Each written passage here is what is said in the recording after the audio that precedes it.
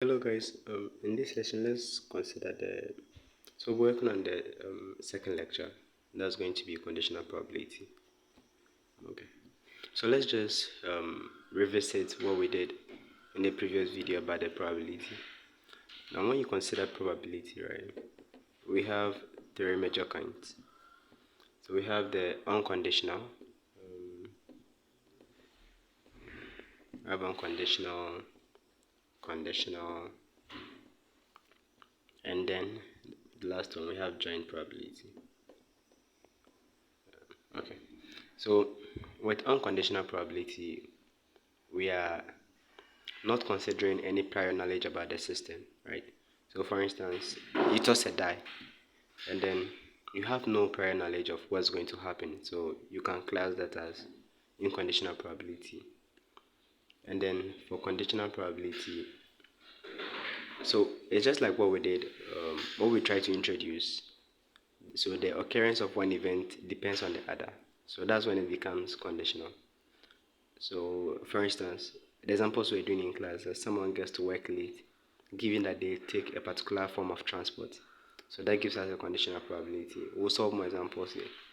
And then for joint probability, we are considering events that are independent, but then we are trying to lump them. So for instance, in the previous video I mentioned that, for instance, let's say the probability that Elon Musk does something is maybe 1 on 5, and the probability that it rains in Ghana today is like let's say 1 on 2.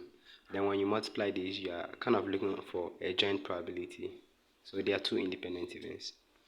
Okay, so with that all said, let's get to what we are going to do. So today we are going to consider conditional probability. We'll do analytical method and then the tree diagrams method. So the analytical method will use the general probability formula for conditional probability. So the probability of A, given that B has occurred, is the probability of A intersection B, all on probability of B. And then if you change it a little, it will simply be the same format. So if you have the probability of B given A, right, it will still be the same thing.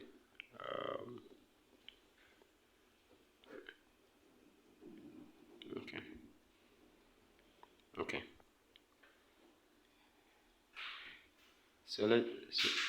So with this one, it's just the same thing as writing P probability of A and B. It's just the same thing. Okay, so let's start considering some examples. Let me see how to project this way. Okay, so let's consider an example from the slide. So it says that, so the first example about a particular family having two children. So if a particular family has two children, right, and then you know that one of those two children is a boy, right? So one is a boy, and you want to calculate the probability that both are boys. So that means, so simply the probability that the second one is a boy, because you know that one is a boy already. Okay, but then we don't know which one is a boy, as in not the first, whether the first or the second. So if we take our sample space, remember we said the sample space is the set of all possibilities. So if we pick our sample space, it's either you have two girls, right, or two boys, or basically a boy and a girl.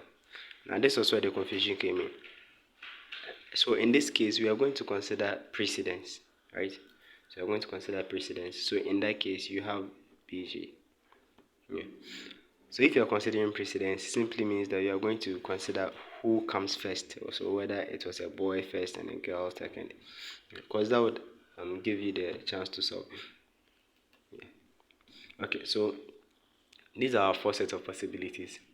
Now, among all of these possibilities, the probability that both of them are boys is just this. Okay, so probability that, let's say, both are boys at the same time is just this account for that. And then probability that one of them is a boy can either be this or that. So if we are going to consider the probability that um, both of them are boys, right? So that will simply be this one. So that will be, so probability that both are boys, both boys. Okay, that will be 1 on 4. Okay, and then we can also say that we can look for the probability that there's a boy inside, right? So probability that, oh, I wrote B. Yeah, so probability that there is a boy, right? That would be what? There's a boy here, there's a boy here, there's a boy here. So that would be 3 on 4. So this is the probability that the first one is a boy and the second one is a boy. Probability that there is a boy at all. So if we are to calculate our probability, remember from the formula, then that gives us the probability of A and B, right? So probability of A intersection B, or divided probability of B, depending on what we're looking at. So that will give us the first one, that's A and B, all over probability of B. Then you can just do this and get 1 on 3. So this is quite a straightforward example. Let's look at the, so in the slides, do you have another example that says that a single card is randomly selected from a standard deck, that's 52, and then given the defined event A and B. So A is an event that when you select a card you get an ace, and then B is the event that, so the selected card is red, right? So if the selected card is red, you just say, okay, selected card is red. Okay. Now they would want you to find the probability that a selected card is red. So I think this one kind of it feeds on your previous knowledge about cards. So if you don't know cards, you'd really struggle to solve this, because there's no way you could solve it without knowing that in with cards you have equal number of blacks and red, and then we have equal number of red types. So which tells you that you have two kinds of red, two kinds of black, in that order. So with this question, right? So what's the probability that it's red? So like we just mentioned, so probability of red will be 26 on 52, because half of them are red. So that gives us half. Now the probability that, okay, so the second one is the probability that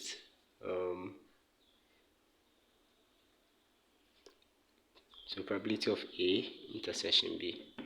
Okay, so A intersection B, we know that A is the probability that you selected an ace, and then B is probability that is red. And then, so this one is, like I said, it just built on previous knowledge on cards. So if you know cards, you don't have to solve it. So there are 4 A's, there are 4 eights in cards, right? And then, okay, so with these 4 eights, you have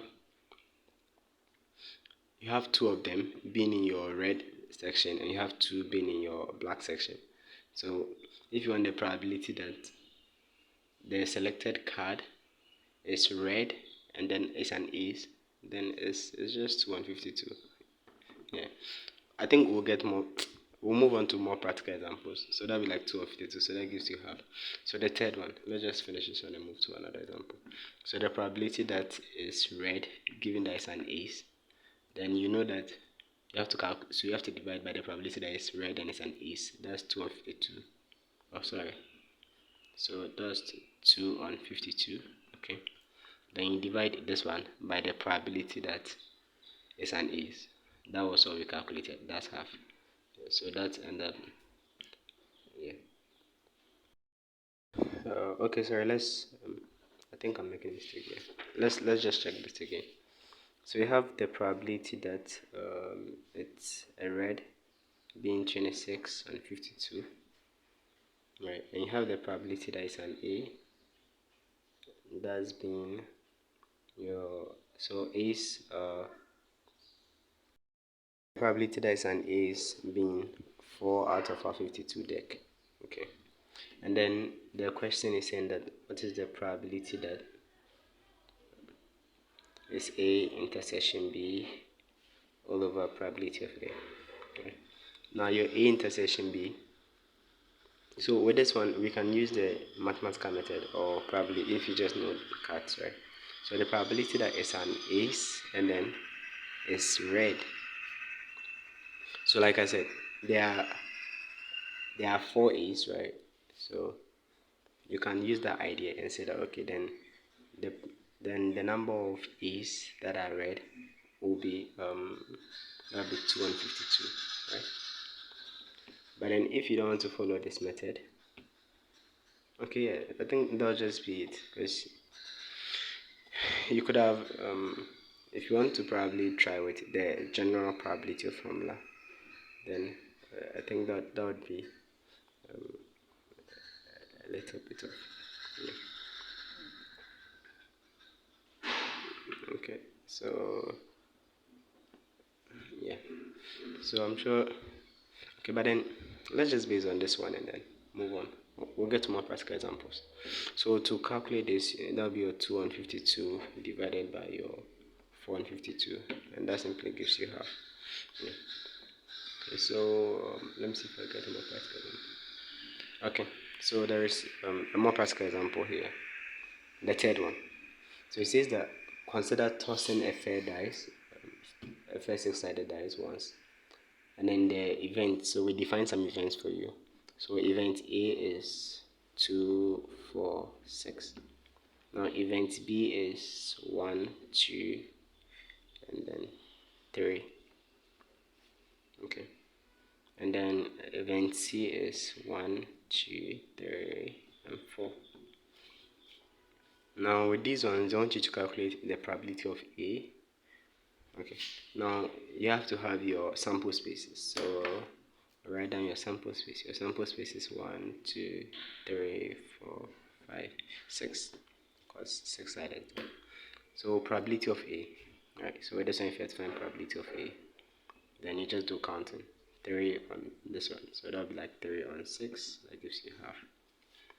And then the next one, probability of A given B.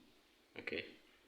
So you have to calculate the probability that you get an A given that you have a B already. Now, like we said, we have to say probability of A intersection B and probability of B.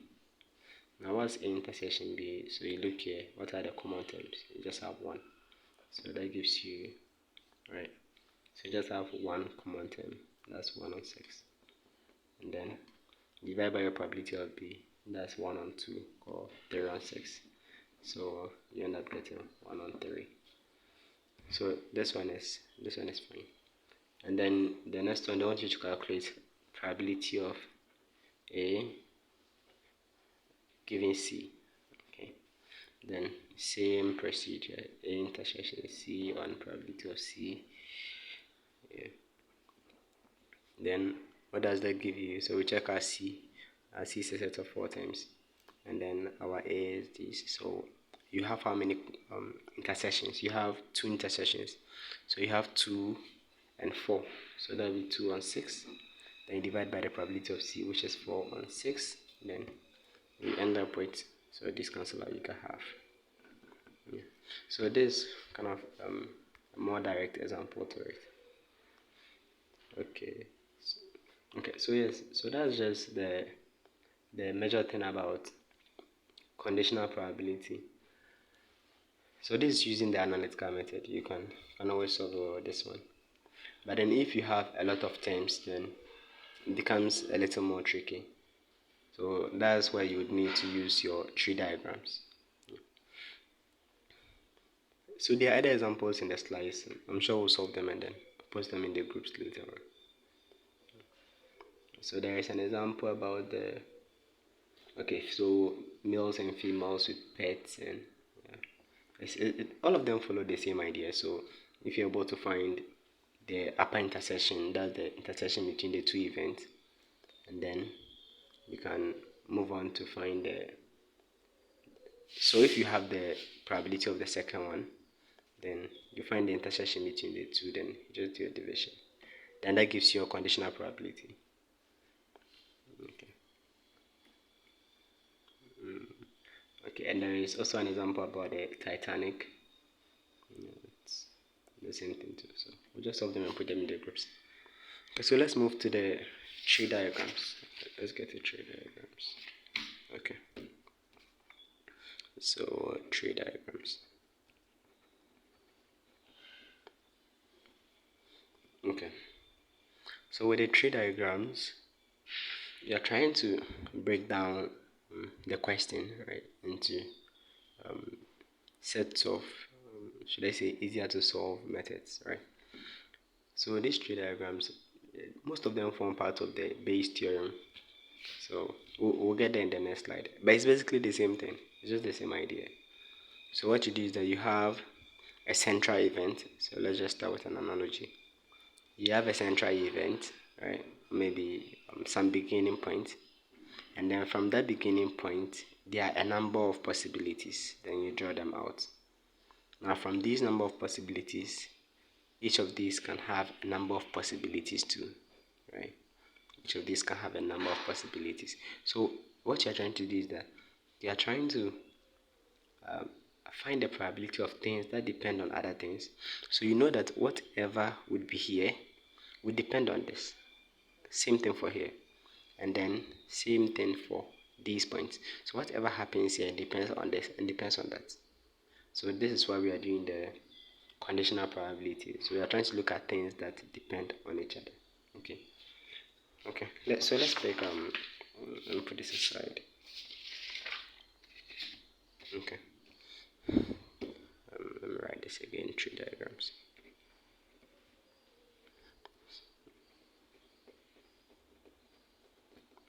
Okay.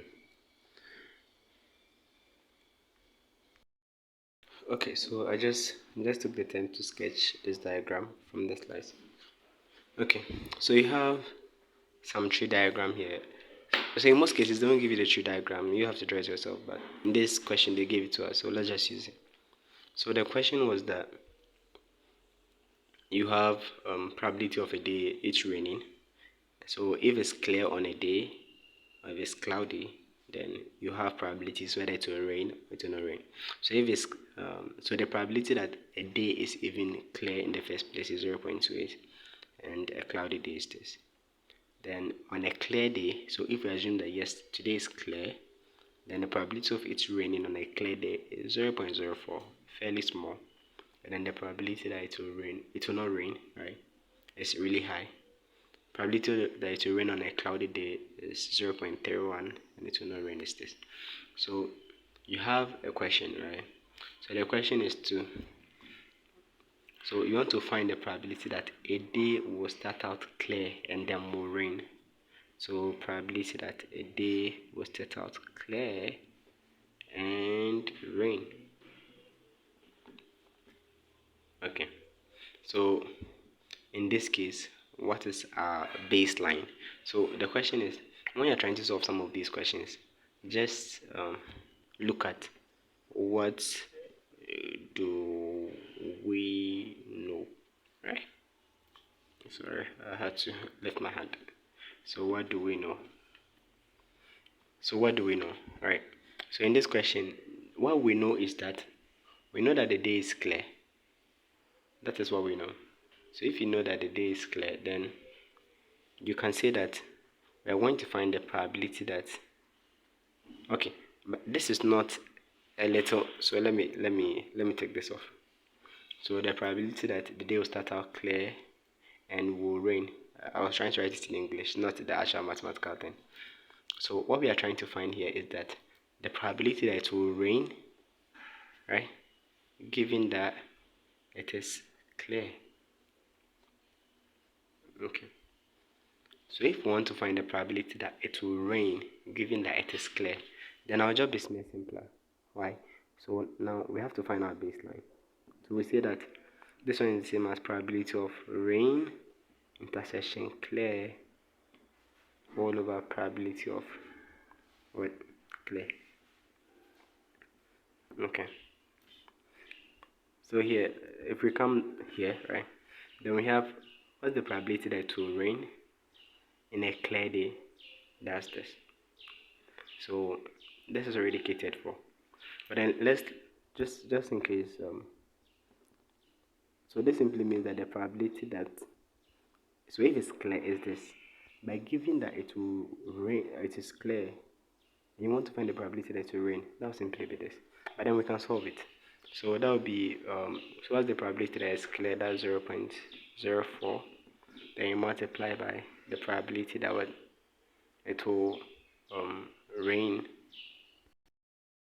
Okay, so if we want the probability that it will rain, given that it's clear, then yeah, so that's just it. And then we multiply by the probability that is clear, that's 0.28. Right? Then you divide by the probability that is clear, 0.28. So you find that when you do this, you're not really doing anything. So this is the probability that it will rain, given that it's clear. But then you probably want to find the probability of A intersection B alone. So the probability that it will rain when it is clear, then that's just the product. So that's what's up here. Okay, so that's catered for. Now there's another question. It says that find the probability that it will not rain on any day. So probability that it will not rain, probability that it will not rain on any day. Okay, so how do you calculate that? Then it will not rain means that it is clear and will not rain, or it is cloudy and will not rain. I hope you get that. So it is, so that's just it. So we are trying to find the probability that it will not rain on a day. Then that's the probability that it is clear and will not rain, or it's cloudy and still will not rain. So how do we calculate this? So that's probability of, so let's put so clear with this, right? Then we can say that so it's not raining on a clear day. So given that it's clear, so that will be probability of not rain, right? Intersection clear, or I said or, so that will be plus probability of, so it's cloudy but it will not rain, so that's not rain, intersection cloudy. Now let's come to our diagram. So we'll look for this. What's the probability that it will not rain when it is clear? So that's simply this times that, right? So you can, so not rain, so it will rain, cloudy, not rain, then just do the product. So you get 0.28 times 0.96. Okay, and then you come to the second one. That's the probability that it will not rain given that it's cloudy. I just noticed that both are, so this is clear and this is cloudy, right? Yeah, so the probability that it will not rain given that it's cloudy, so you come to the probability that it's cloudy, that's 0.72, then you multiply by the probability that it will rain, so that will be 0.72 times 0.69. So when you do this computation, right, we just do the product, you are expected to get 0.7656. Okay, so it's basically the same thing. It's so when you check in the slide, he expanded it. So he said he was talking about the probability of not to rain. So given that clear, all times the probability that is clear, right? So these things, so this one is just the same as the probability of it will not rain, intersection clear, right? So it's the same approach. You can use it. Okay, so let's move to the next thing. I think this video is becoming long. Yeah, so with the next thing, right, we have other examples too, but then they all follow the same idea. So let me just give some filters I use. So the first thing, when they give you conditional probability, so just check for what you know, right? So what you know. So when you know what you know about the question, right? For instance, you check the baseline. So probability of A intersection B, right? Sorry, probability of A given B. So if you want to calculate something like this, then B is what you know, right? And A given B is what you're trying to understand. So maybe you might know A to some degree, but you don't know how A depends on B. So you know fully what B is, and B is mostly the beginning of the tree. So you have something like this, right? And then, right, something like this. So your B's mostly fall here, and any of these could be your A's, right? Then this will be okay, but this is not as accurate, right? So this will be A prime, B prime. So some A prime, B prime. Yes. So this is how the whole idea goes. So when you have something, you find out what do I know and what don't I know. Yeah, just that like that. Okay. So let me see if I can find one last example first. So we'll solve the rest later. Okay, so let me just tackle the last example in the slide. I think it's a little tricky. Okay, so it says probability of A, right, equals 1 on 3. You have the probability of B equals 1 on 4. And then you have the probability of A intersection B equals 1 on 10. And then you are asked to find the probability of A given B, right? And then probability of B given A, and probability of B. Okay, so A prime given B prime. Okay, so with something like this, how do you even go about it? So for the first one, probability of A, so probability of A given B. Then this would be probability of A intersection B, right? All on probability of B. So here, this is what you know. What you know is probability of B. And what you're trying to understand is what's the effect of A on B. Okay, what is the effect of B on A rather? Yes. So this one, they've given it to us. This 1 on 10. So you can have 1 on 10 divided by probability of B. That's 1 on 4. Right. Then you can simplify this down. You think you should be getting something like 2 on 5. So yes, so that's how you go about this one. For the second one, it says probability of B given A. So it's the same approach, right? So B intersection A is always the same as A intersection B. It's just the same thing. So that would be like still 1 on 10 divided by the probability of A, which is 1 on 3. Then you get 3 on 10. Now for the last one, right? I think I've adjusted my space here. But for the last one, okay, let me stop on it. We'll still use this place. So for the last one, you are trying to find probability of A prime given B prime. So first of all, find probability of A prime. So probability of A prime. So this gives you 2 on 3 because you subtract it from 1. Probability of B prime, right? That would be 3 on 4. And probability of, okay, so that's all. Now you want to find probability of A prime, B prime.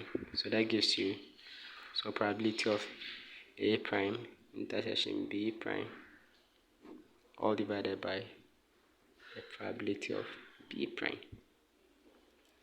Okay, now with this one, I know you might be tempted to say that, okay, then the probability of A, no, it's not this one. So this one, if you find a prime, then that will be this, not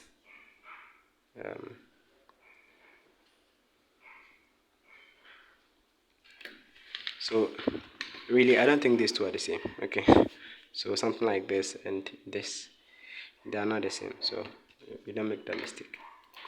Okay, okay, so to solve this, right, to solve this, then we say that, so we need to find probability of A prime intersection B prime all on probability of B prime. So we have probability of B prime, so now let's find A prime. Now we know the general formula, right? That the probability of A union B is probability of A plus probability of B minus the probability of A intersection B. Okay. Okay, so what will this tell us? Okay, so we know this, right? We know this. So this is what we established at the beginning. Now, what are we trying to do? We are trying to find probability of A prime intersection B prime. Now, if you use Venn diagrams, you can understand it better. So now let's look here. So if you want to find probability of A prime intersection B prime, now what will be probability of A prime? Probability of A prime will be all the blue shaded area, right? Everything I've shaded here. So except just the circle, everything else will be A prime. What will be probability of B prime? That will be everything here, right?